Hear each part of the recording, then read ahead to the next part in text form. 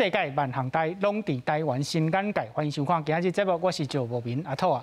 观众朋友，昨台北市政府社岛开发案第2阶段宽屏通过，咱看到现场有济人抗议，刷来可能要进行的区段征收。社岛这个开发案，台北市长郭文哲上任再来，拢是一个大问题。郭文哲嘛，显然要将这当作伊落任进前的功劳，甚至是讲出管太济抗争，嘛要交过。咱论真，社岛毋那是瓜市府的问题，历任台北市长拢有想要处理，总是拢无成功。即马看起来，瓜市长是心肝掠瘫痪，要甲做落去，会真做功劳，也是留互人歹探听。即道社岛争议咩角角是啥物？今仔日咱做伙来探讨。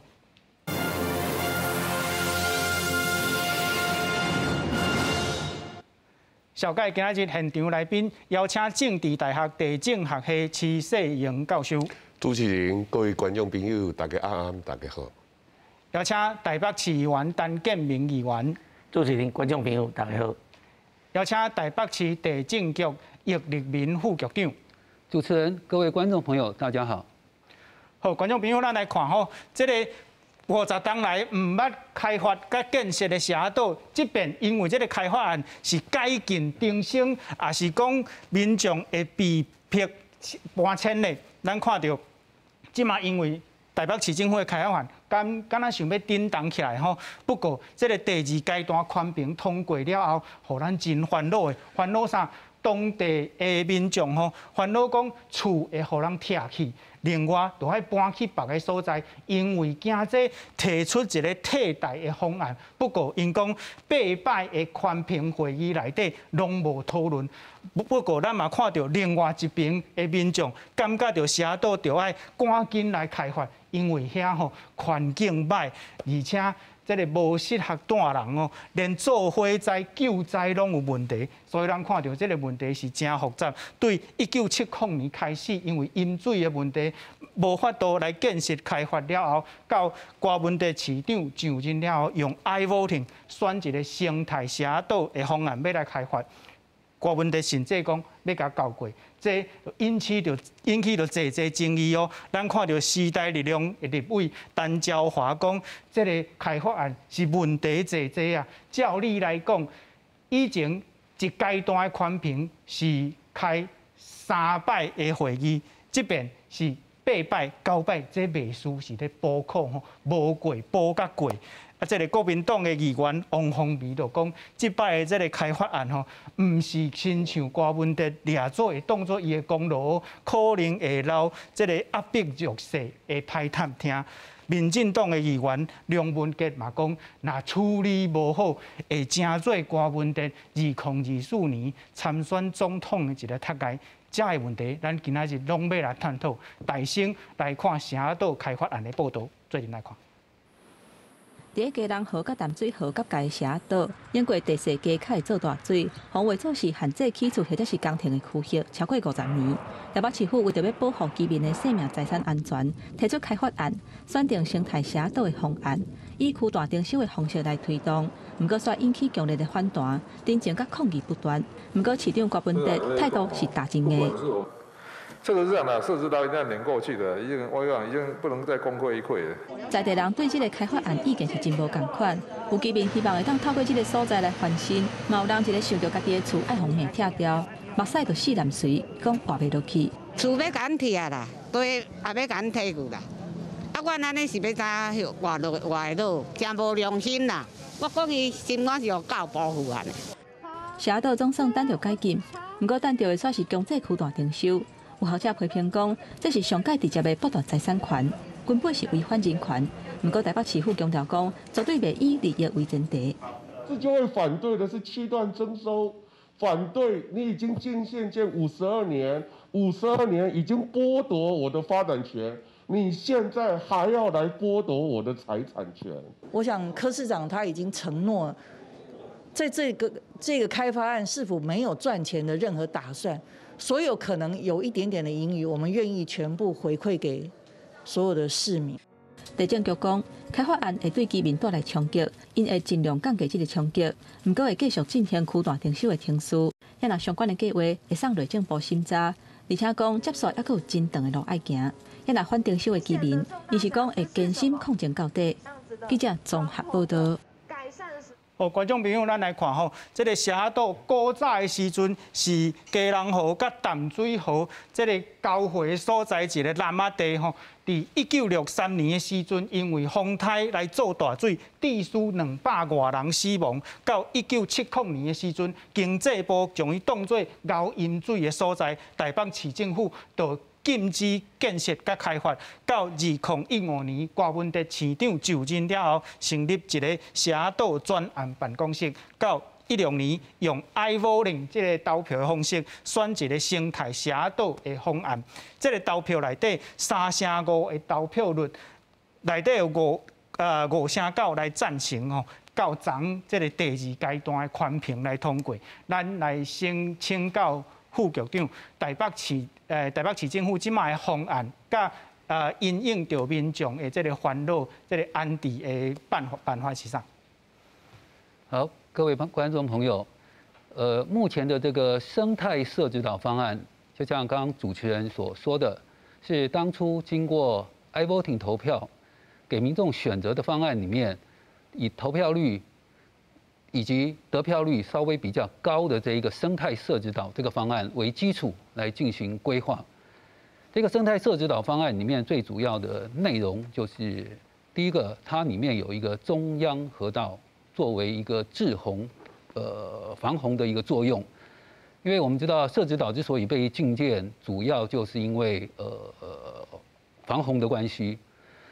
那么社子岛如果要解除禁建，第一个，它一定要配合中央的防洪计划，所以这个防洪计划它主导了社子岛后面相对的发展。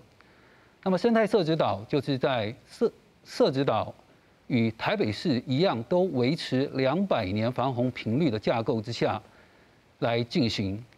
那么在社子岛之内，因为要考虑岛内排水的问题啊，所以这个岛内排水基本上还是会采用一些填土的方式。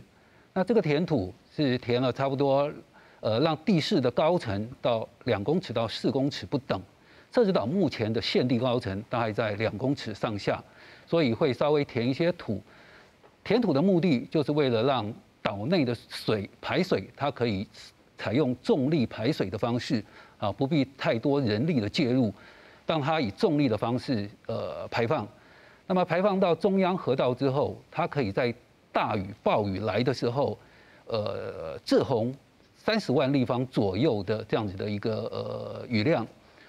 那么其他的部分就是包括规划了很多的绿地啊，维持这里的一个生态的状况。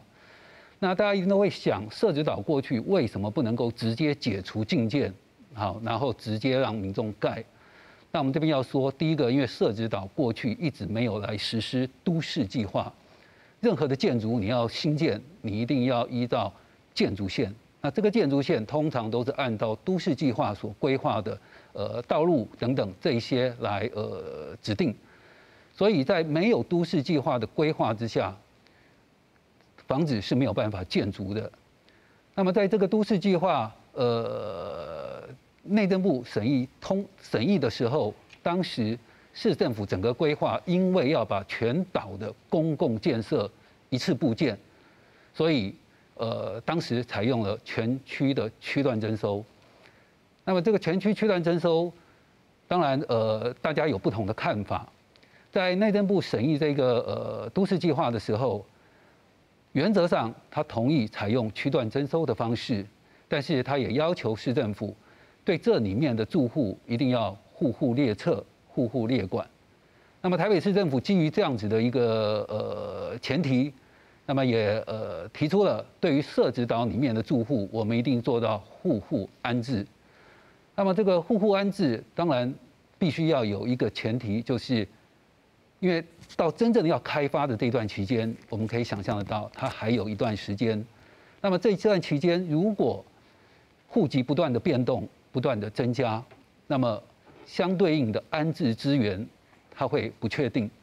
所以市政府当时定了一个基准，就是以社子岛都市计划通过的当时107年6月26号的日期为基准，只要你是107年6月26号之前，你在社子岛的设籍户都是我们安置的目标，我们一定让你能够做到这里面的户户安置。所以接下来我们来谈，在区段征收这样子的架构之下，如何做到户户安置？毕竟区段征收，它会先把民众的所有土地，先征收过来，然后再整个规划、整个重新整理，所以势必原来住在岛上的这些民众，他的建筑是会被先拆除掉的。那么在拆除这个建筑的时候，我们可以考虑到2个状况。第一个就是对于民众的土地被征收、房子被拆除，要给的补偿是什么？这个涉及到民众财产权的补偿。那么台北市政府根据《公共工程拆迁补偿自治条例》，会给民众相对应的房屋拆除的补偿费。那么对于土地的征收部分，会按照区段征收的相关的规定。好，那如果民众要领取土地的征收补偿，目前征收补偿都是以市价的方式来计算。好，咱感谢副局长吼。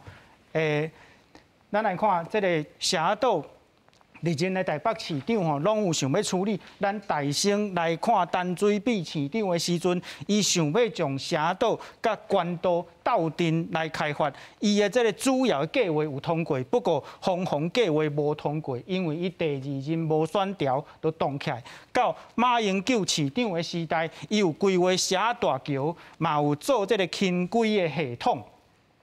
同款哦，主要计划有通过，方向计划无通过。伫无通过的时阵，马市长阁怨叹讲，互这个当地这个民众吼，袂输是3等的公民哦。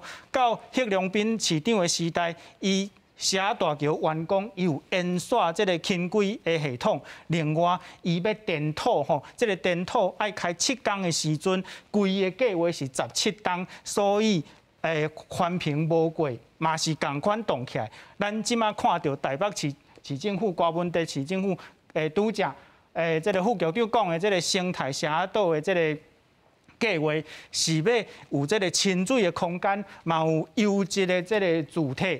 不过高文地市长讲，未有任何的这个住民吼被迫来搬迁。咱请教徐教授，敢做会到？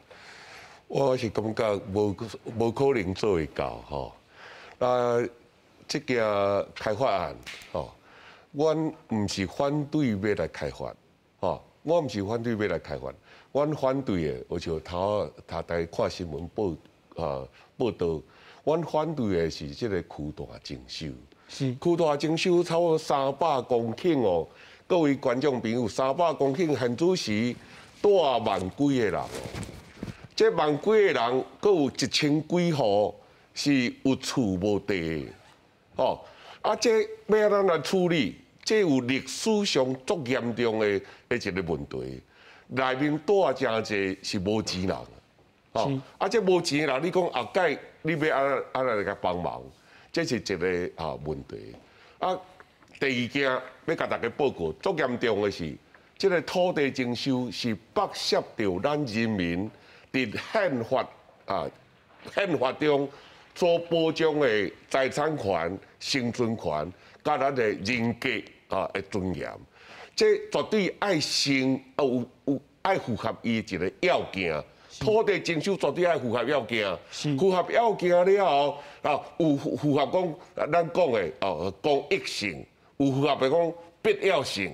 这种是土地征收条例里面有规定甲足严格的，但是现主是咱爱请问一下，咱即马头拄副局长都有讲到，未来要用区段征收，我要请问咱全国的朋友，咱即个社岛的区段征收，敢已经有审查？咱台北市政府敢有送区段征收的计划书？送去内政部，和内政部来审查，已经通过啊。咱再来讲，咱社岛未来要用区段征收要来发展，我要大家报告，无，即马台北市也未送计划书去内政部，内政部嘛也未审查，意思就讲，咱这个区段征收的法定的定数根本也未开始啊！这严重就严重伫这个所在，各位全国的朋友，你也会当了解，桃园的航空城嘛是共款，苗栗大埔应该嘛是共款。咱即马这个问题当然未解决，意思讲啥？咱内政部都也未审查，你有符合着征收的要件无？咱台北市政府头拄啊，副局长伫遐去讲，咱就要绝对要用区段征收，这是剥削着咱人民伫宪法所保障的财产权、生存权甲基本的尊严。我要甲大家报告，咱台湾有宪法。咱台湾嘛已经签两人权公约，两人权公约每4档国际委员会会来台湾来审查咱台湾的人权状况。我要甲报告，5档前1月20号，5档前请日1月差不多足近的一个日子，伊伫因的报告的结论甲建议中间，讲咱台湾的区段征收。侵害到人权，侵害到基本人权，因要求民进党政府，要求蔡英文总统，你爱立即爱暂停，你爱把这个法律爱做一个修改，你爱定符合联合国人权公约相关的规定，才会当来进行。这是。2017年1月20号，伫总统府内面因讲的代志，因为我啥都知，因为我嘛是委员，我本身嘛是委员。总统蔡英文当场甲因同意，讲恁的结论甲建议绝对是我未来施政的地板，唔是天花板。教授，我请教一下，就是这个区段征收内政部审查，这是要做宽平会议的基础吗？敢是安尼？唔是啊，唔是啊，区段征收伊即马根本就还未审查嘅，根本的咱的案件都还未送去内政部。所以台北市政府袂当讲，我即摆都是要用区段征收。你会当讲用一个案，讲区段征收，有可能用区段征收，但是咱法令上。有7、8个会当开发的方法呢。咱环评最重要，2阶段环评最重要就是讲，你要提出替代方案。替代方案，替代方案，这是环评法第10条。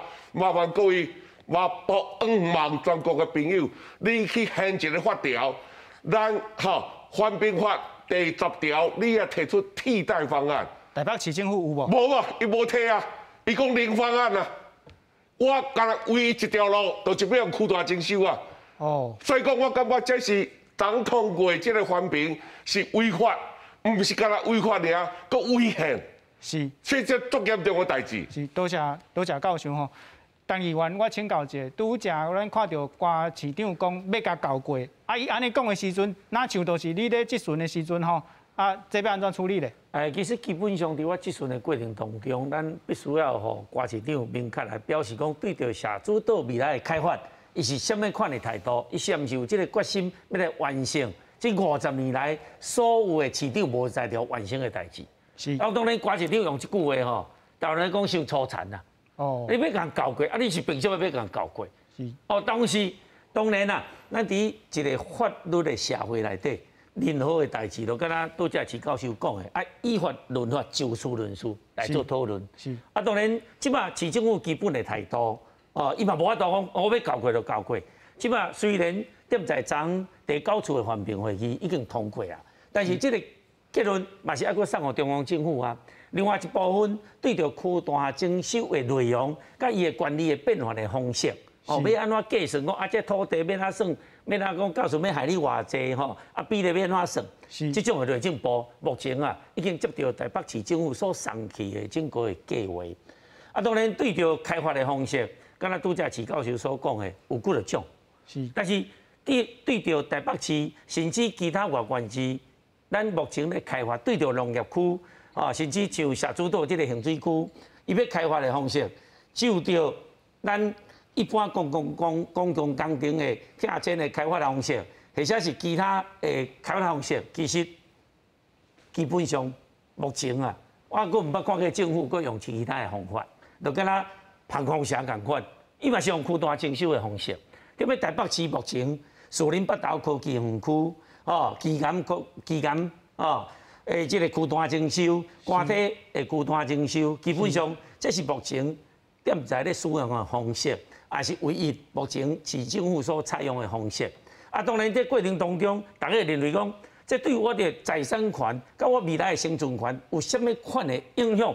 啊，这就是咱今日进一步要来讨论讲，到底这个通过了后对百姓有什么保障？是啊，这个通过了后，我的财产权是毋是有这个损失？甚至拄则所讲起的，这无厝无地的人，未来伊要哪，佮继续生存落去，要哪佮住喺遐？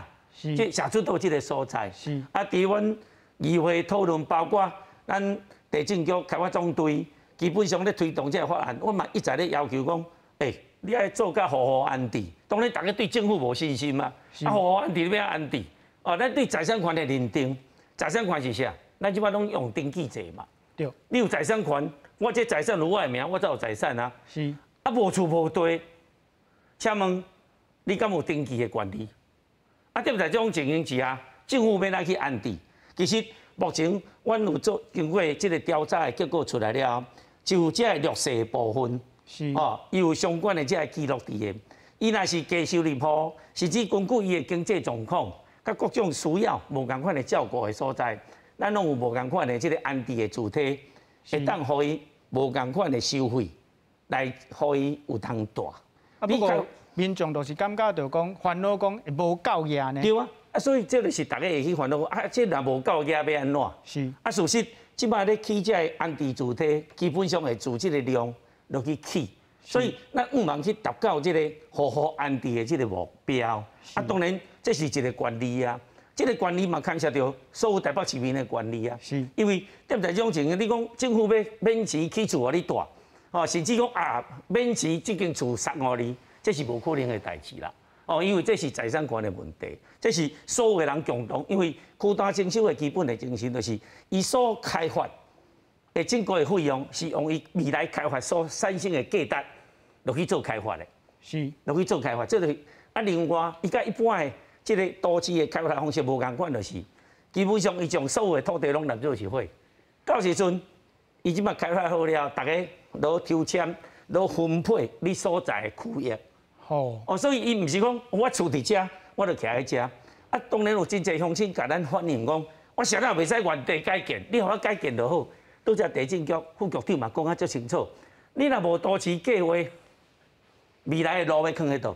因为已经进前50档无嘛。对，啊，伊即马有都市计划出来了，啊，你若要征收，我若互你征收去，我就无地通住啊。所以用这种区段征收的方式，一方面做好安置，另外一方面。对着有厝有地哦有权利的人，伊会当受到保障。是，我想无个一个制度是100%拢好的，但是咱有需要去照顾到每一个需要的人。不过，议员咱即马来看吼，就是区段征收若要做，市教授拄则有讲需要这个替代方案。咱即马居民有替代方案啊，这替代方案就是讲，伊只红色数字只吼，1、2、3、4、5、6、7、8。这9区拢是本地拢有在住人的所在哦。啊，因的诉求是讲，这9区你甲留落来，其他的所在你去做开发，敢袂当安尼做？其实吼，这嘛是一部分人的意见。啊，嘛有一部分人意见就是讲，伊希望讲未来安置主体，当然伊伫都市计划内底有计划主题区。是。啊，阮社庄基本上，即王厝、李厝、杨厝。业厝其实每一个家族，伊拢有一个聚落伫个。啊，当然我嘛希望讲，踮在每一个家族伊的聚落，咱会当保存伊本身，因会当带做一伙。但是内底嘛真侪民众提起讲，我即马若开发落去，伊每一个区域伊有特性伫个。对。啊，当然因为环境的改变，每一个所在无一定佫适合去住落去。哦，因为你区域有调整过嘛，啊，你就会变做四线去。是。所以。我嘛是要求讲，无若无你看调整吼，每一个聚落会当尽量做伙，是，咱从每一个安置主体，踮咧每一个县的所在，每一个聚落会当会起。所以市政府嘛咧研究讲，尽量互伊会当符合地方的需要。但是，你若是要做到讲原地改建，这是无可能，因为基本上迄个环境地理以及较早拢无共款啦。啊，大家若有去社岛看，就进前2工前，社岛阁发生大火，阁火烧厝、工厂、木材厂、汽车厂。你若讲社岛阁继续安尼落去，我相信对社主的居民、对社的居民拢无公平，因为你这个所在300几公顷，连个一间7-11都无，连个一边便宜都无，无任何的公共设施、卫生、下水道等等，无个一条路，有个基本上应该有个基础的建设。是所以开发是必然的，因为这个我甲市教授拢有共款的这个共识。不过，但是要咱找到上好的方法来做，我相信区段征收是目前咱政府所采用上界普遍的方式。当然，我嘛呼吁民进党政府赶紧修法，若是有更较好的办法，应该赶紧对中央对内政部赶紧来针对这个区段征收妨害人权的代志，紧来做处理。若无，这种状况会继续不断的发生，来影响台湾人民的权益甲尊严。若讲到这个原地重建嘛有人讲，我就无去登记啊，互我住遮就好啊。这个财产权的问题，市教授安怎看？我首先我甲当议员做一个报告啦咱起厝毋是讲现主时国民政府来台湾有都市计划了，咱才会当起厝啦。咱清朝时阵就去起厝啊，日据时时代嘛是去起厝啊。迄时阵才有都市计划，迄时阵才有建筑线，无咧，无嘛厝嘛是共我去起啊。我一个观念，我甲大家小分享一下，计划是为着咱来生存，毋是咱人为着计划来生存。我讲这个观念，含大家做一下报告，因为起厝是应该足早之前就去起啊啦，毋是讲为都市计划咱才会当起厝啦，毋是咧。这第一点，第二点要甲大家报告，咱的登记的制度。是国民政府伫1945年移处大战了后，到为中国甲炸来咱台湾。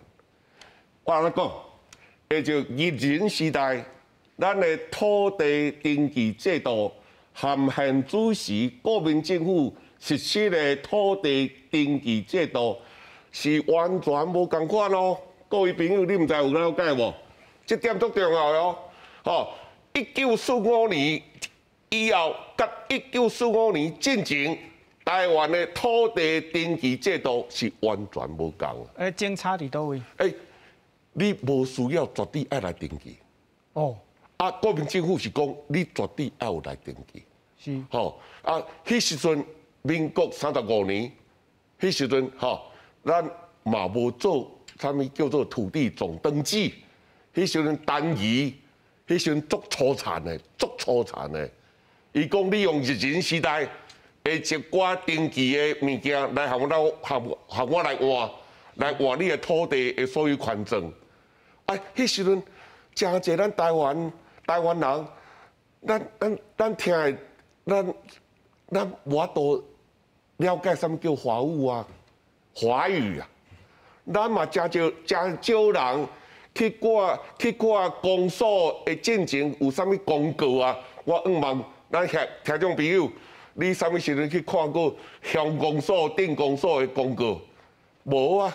但是迄时阵为民国35年到38年，咱的土地所有权会安尼甲定落来。迄时阵足侪人无去登记，足侪人毋知影爱去登记。我甲大家举一个例，龟山岛啦，宜兰龟山岛嘛是一个问题啊。足侪，这是台湾足严重的一个问题。咱即马呢，用遮粗残区段征收的方式，我就要甲抬落去。我呢用区段征收要来解决咱地籍的问题、土地登记的问题。但是最高行政法院已经说你不能够这么做，这是我觉得很惭愧。我们地政单位非常的惭愧，不应该用征收的手段来解决地级的问题。第三点，我甲大家报告，现在政府遐尼爱扩大征收，讲啊特别的，100公顷扩大征收了后，40公顷啊，花还给原土地被征收人了。25%到30%当做公共设施用地啊，后手要剩偌济？各位朋友，后手要剩30左右啊。而且30%，我今日伫遮公共电视，我甲大家报告吼，扩大征收了40%，原来的人25%到30%是公共设施，马路啦、市场啦、学校啦、变电所啦。另外大概30%左右归谁？归地方政府的。地方政府拿了这块地怎么办？你现在到士林去看那个科技园区，大家都在吵，大家都这个就是变成我们俗称的配余地，分配剩余的土地，法律的名词叫做可建筑用地，政府就摕来买啦。摕来买。不过咱即摆请问吼，都是若是无用区段征收的方式。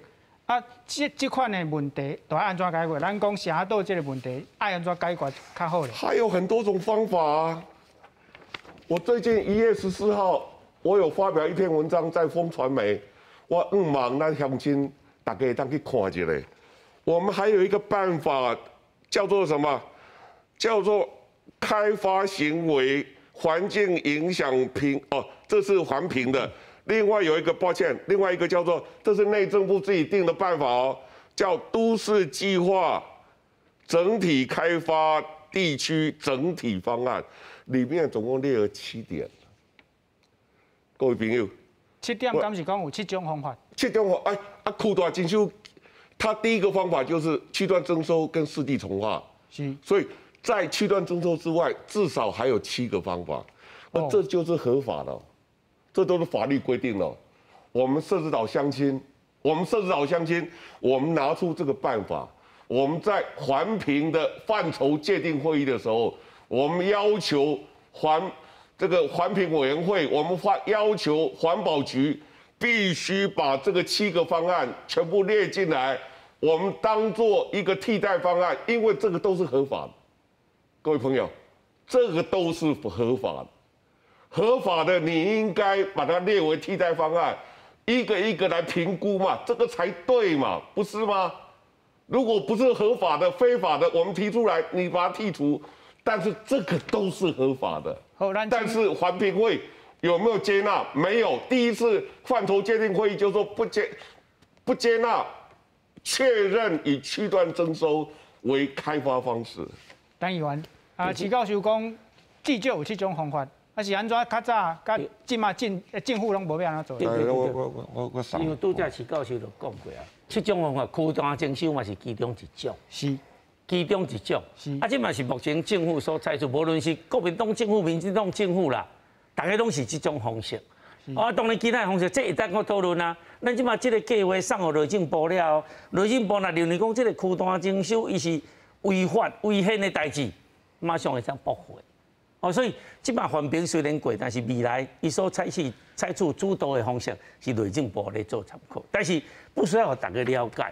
咱一个所在要开发，基本上你一定要有伊个计划。啊，若无我自地自建，什么人的厝要摕来做公园，什么人的地要摕来做路，我相信对着这个分配的方式、甲补偿的方式，一定要有法律的这个规定，要有一定的标准。对咱的权利，唔才有相当的保障嘛。是。哦，所以对着区段征收，其实基本上来讲，第一，伊做安置的部分，伫政府这几年来，这么多年来所采取的方式，当然伊唔是上好的，但是上界起码伊所产生的公平性，还佫比其他几个方法还佫较好。是。啊，当然还佫有其他佫较好的方法，会使佫修法立法，佫落去用啊。但是目前咱要安怎做？因为啥？你佫继续等落去，佫是另外一个50年。咱对着社主岛生活点的这块土地顶头，才10万人，我相信伊的权利，甲伊的下一代的愿望，伊要对什么人来做申诉？什么人要来满足因生活的需要？但是你若无都市计划，我请教，什么人会对政府会当来征收做公共设施？无可能。啊，若无法度做公共设施，你就无法度去开发嘛。这是上界基本的原则。所以社主导要开发，大家会当理性来去做讨论。若是大家共同要开发，什么款的方式较好？但是就目前的法律的规定，我希望大家会当冷静来做思考。哦，每一件代志拢绝对毋是100%，但是你若是大多数的人会当受到照顾。哦，当然咱无希望讲有人无去照顾到，这种的个案，咱会当另外搁去处理。是，我相信这才是处理代志的方式。这就敢若阮咧议会开会，大家社会合议，咱议会合议制共款，咱无可能一摆做到100%。但是咱会当80%、90%、100%，一步一步来甲做甲上好。但是一定要有一个起步。咱来看吼，这个自救会的律师郭宏仪讲，这个开发案内底吼有4000多人是反对哦，讲拄则讲这个社岛这个内底住真万人，即马看起来有差不多一半的人反对呢。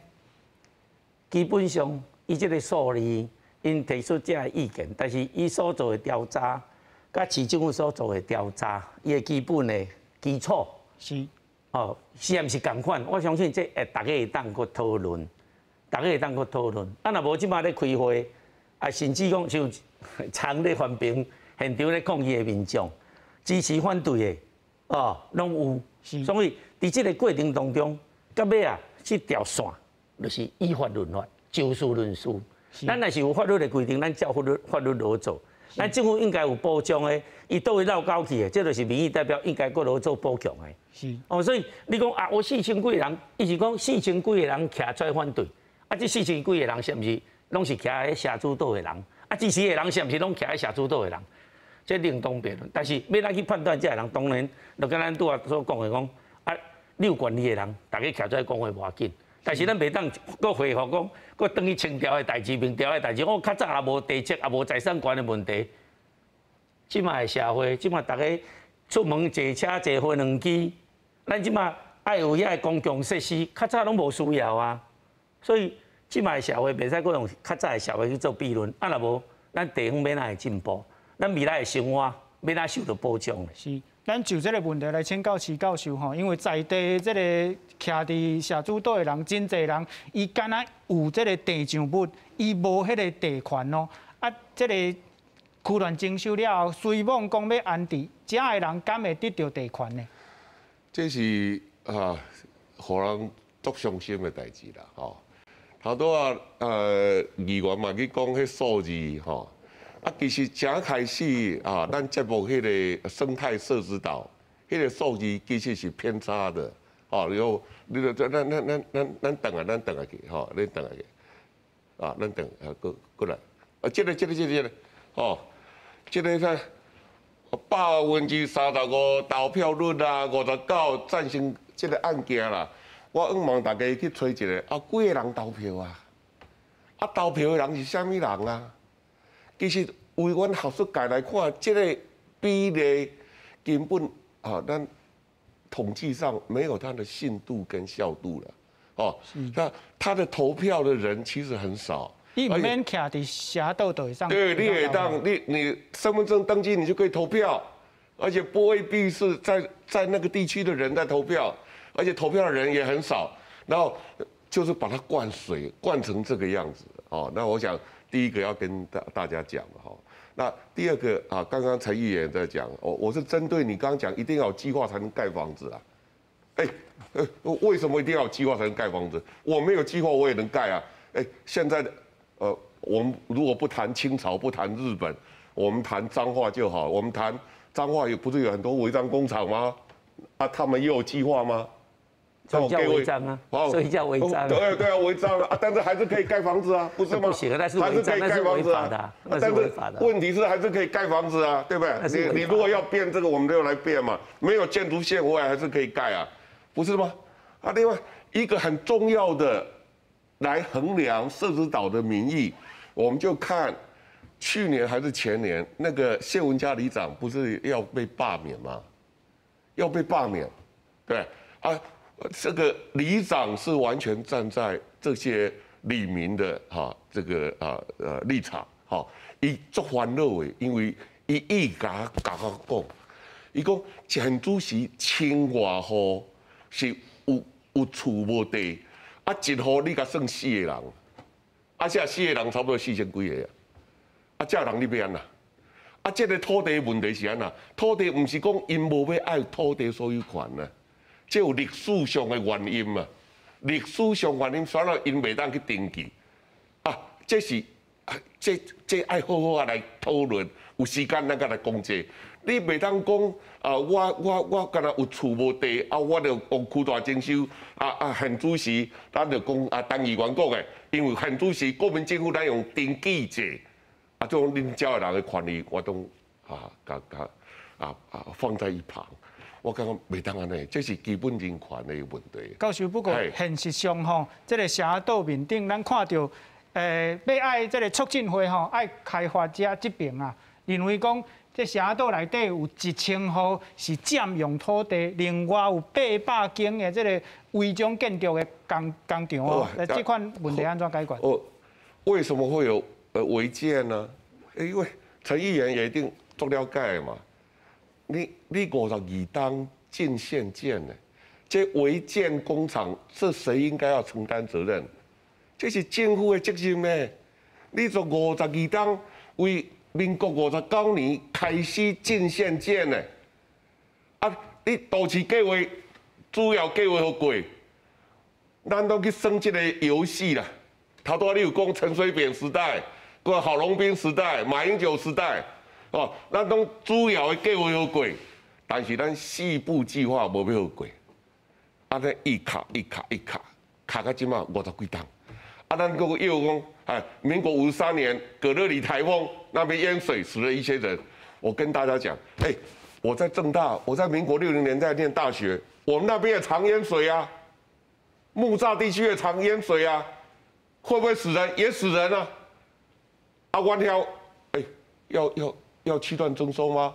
没有啊，再加上基隆河，大家嘛了解啊，基隆河不是拍一个崩坑过吗？把迄雨水大概下去海那个北边的海岸嘛，今啊咱问一下，咱即马该还阁会当讲，头议员去讲，袂当用应该过去的历史。好啦，我即摆用议员的标准啊，咱该会当去讲，民国53年葛乐里台风的淹水的情况来限制咱21世纪社道要安怎开发，该会当安尼呢？即马社道该要搁淹水，咱拍迄个棚坑，基隆河拍迄个棚坑落去啊，10几晓的水都会下去边去啊，敢毋是？恁即马搁讲，喂，这个防洪计划袂当改，拜托一下，大家观念小改一下好无？计划是为人家去存在，毋是人为计划来存在，这个观念真重要呢。都市计划。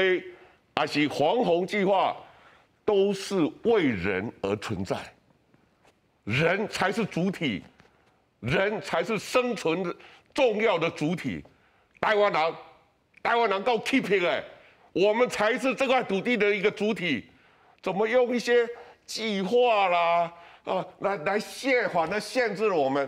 如果说了限制，我们改计划，计划不能改吗？都市计划每3年、每5年就通盘检讨一次啊，不是吗？那我问了，问这个500家违建工厂，都市计划每3年，都市计划法第26条、26条，大家去看一下，每3档、每5档，你要给他检讨，要给他改一遍。社道到今嘛52档，没有没有通盘检讨通盘检讨都只是主要计划在改，西部计划。他不改了，所以这个违建工厂为什么造成？谁该负责任？是政府该负的责任呢？政府现在他不负责任了，他52年来进县建，他不负责任，那现在又假扮了假扮是一个救世主，哎呀，我要来帮助你们，像柯文哲一样，我要来帮助你让你生活愈来愈贵，但是绝对一条路尔。迄条路叫区大征收，你60%的土地当然是我的啊。而且这里面很重要，不是说每个人都可以分回土地哦，你还要大面积的土地面积够一定标准的，你才能够分到土地啊。绝大多数如果是1000多户，那些有无地的，全部都扫地出门了。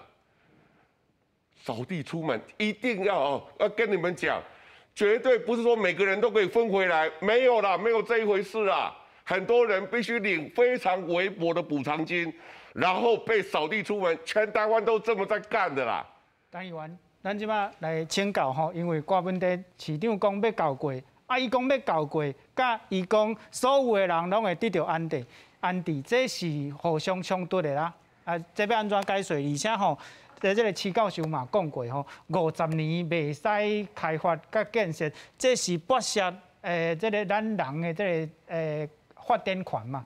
即马你佫甲厝地征收去，是剥削财产权。就台北市政府来看吼，还是讲对议员你的态度来看，这要安怎解决？伊征收有补偿，征收有发行土地，这是区段征收基本的方式。当然，因为有人要保护人，才有这个计划。所以你爱知影计划就是要保护人的嘛。咱台北市是安怎爱200年的风平率，就是保护都市内底有可能发生大灾难迄阵，伊所可以避免的风险。是，所以。若是照徐教授对我讲的，规期台北市保护拢较安逸上就好啊，就免保护嘛，即马就无啊，即马就顶头，圆山分红都做了了，台北市就免做啊，对不对？教授但是照这种基本的观念，所以我就是讲，基本上这个计划就是要保护人的生存甲发展。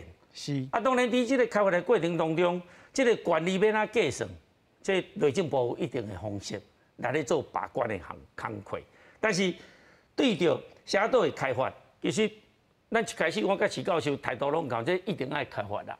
若无开发，继续这违章工厂拢伫个啊。违章工厂伊所产生的是环境、生态、文化的破坏，这大家拢目睭金楚楚咧看。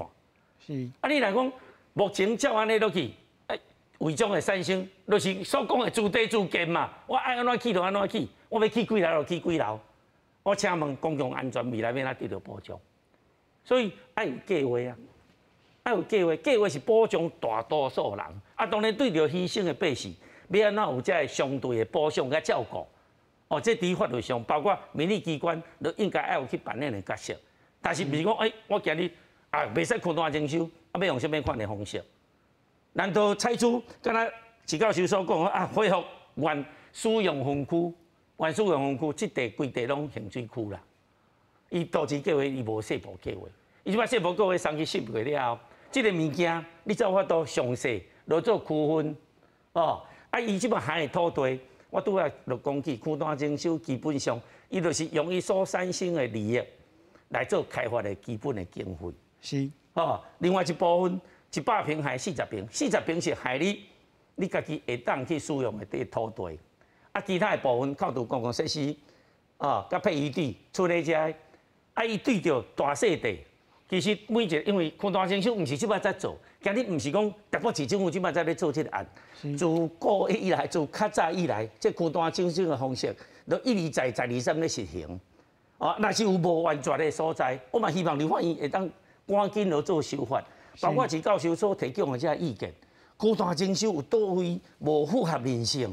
伤害人权、伤害财产权的所在，会当修法啊，会当去改啊。但是你袂当完全拒绝讲，即摆目前所产生这土地征收开发的方式，目前区段征收是政府普遍所采取的唯一的方式。